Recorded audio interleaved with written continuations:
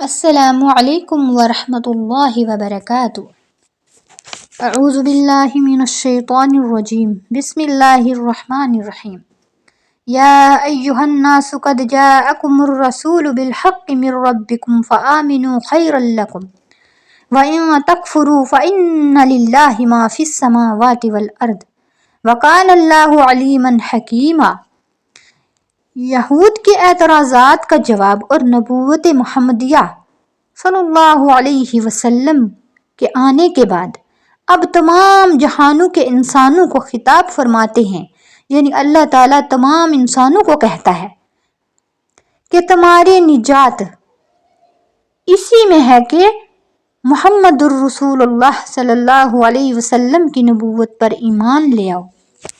اللہ نے فرمایا، اے لوگو، تمہارے پاس رسول آ چکا سچی بات لے کر تمہارے رب کی، یعنی تمہارا رسول تمہارے پاس آ چکا ہے، آخری رسول اللہ کی سچی بات لے کر تمہارے پاس، بس تم ایمان لے آؤ، تمہارے لیے بہتر ہے۔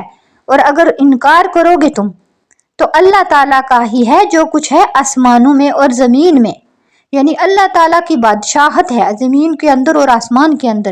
اگر تم انکار بھی کر دو گے تو اللہ تعالیٰ کو کوئی فرق نہیں پڑنے والا، اس میں تمہارا ہی نقصان ہے۔ اور اگر تم ایمان لے آؤ گے تو اس میں تمہاری خیر ہے، تمہارے لیے ہی بھلائی ہے، تمہارے لیے نجات ہے، اور اللہ تعالیٰ ہے جاننے والا اور حکمت والا۔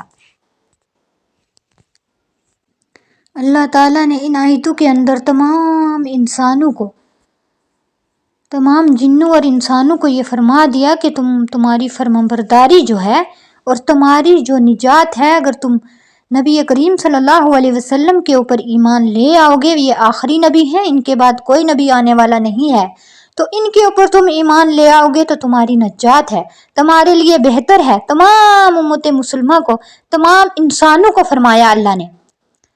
تو اگر تم ایمان نہیں لاؤ گے تو اللہ تعالیٰ کو کوئی فرق نہیں پڑنے والا، اللہ تعالیٰ کوئی تمہارا محتاج نہیں ہے۔